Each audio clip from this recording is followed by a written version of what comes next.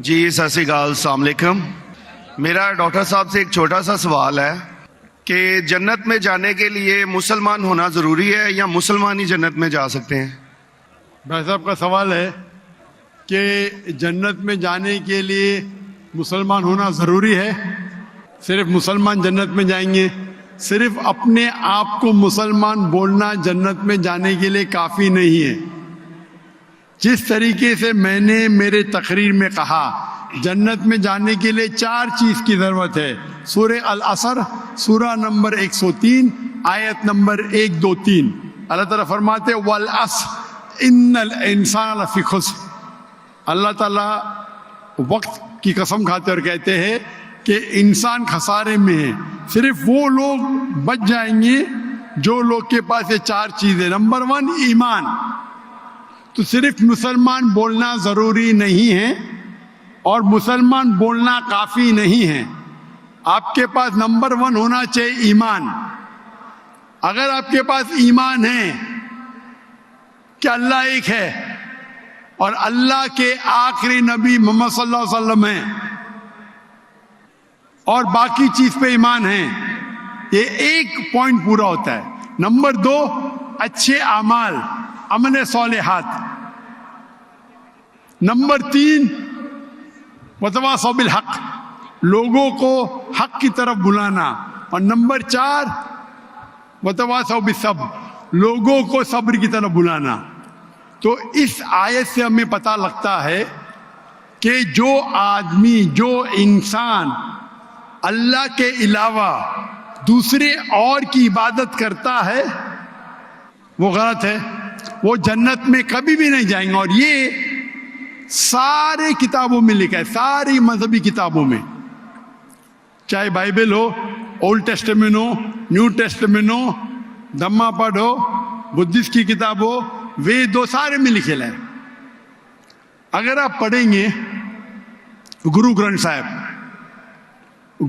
صاحب آپ پڑھیں گے، اس کے اندر سب سے پہلا والیوم، سب سے پہلا جلد، سب سے پہلا چیپٹر، سب سے پہلا ورس کو کہتے ہیں جاپو جی، اسے کہتے ہیں جاپو جی۔ اس میں لکھا ہے کہ خدا ایک ہے، نہ اس خدا کی شروعات ہے نہ انت ہے۔ وہ خالق ہے، وہ مالک ہے اور اس کے جیسا کوئی ہی نہیں ہے۔ اگر آپ دیکھیں گے یہ ملتا جلتا ہے سورہ اخلاص کے ساتھ۔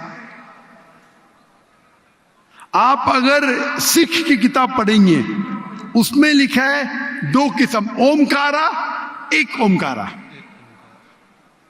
ایشور کا مینیفیسٹ فارم، ان مینیفیسٹ فارم۔ ہاں کہ نہیں؟ ہاں کہ نہیں؟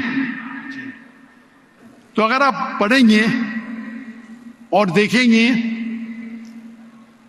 کہ خدا کے کئی نام ہیں، کہا جاتا ہے ستہ نامہ، ہولی نیم، پروردگار۔ جی پروردگار بھی ایک نام ہے آپ کی کتاب میں، ہاں کہ نہیں؟ پروردگار، جی ستہ نامہ، خالق، ملتا جلتا ہے، واہے گرو۔ لیکن اگر آپ عمل کریں گے، اگر آپ شرک نہیں کریں گے، اللہ کے علاوہ کسی اور کی عبادت نہیں کریں گے، اگر آپ کے کتاب میں اکثر یہ بات ہوتا ہے کہ جو اپنی مذہبی کتاب میں لکھا ہے اکثر لوگ اس پہ عمل نہیں کرتے، اور یہ بات مسلمانوں میں بھی ہے۔ مسلمانوں کی کتاب میں لکھا ہے شرک مت کرو، پھر بھی ہم دیکھیں گے کچھ مسلمان شرک کرتے۔ تو اگر قرآن میں لکھا ہے شرک مت کرو اور آپ شرک کریں گے اور کہیں گے میں مسلمان ہوں تو جنت میں نہیں جائیں گے۔ آپ سمجھ رہے بھائی صاحب؟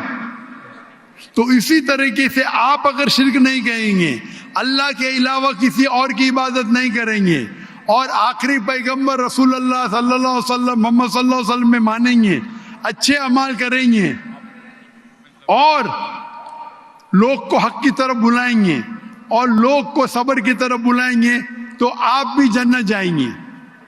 Right. Hope that answers the question مائی صاحب۔ Thank you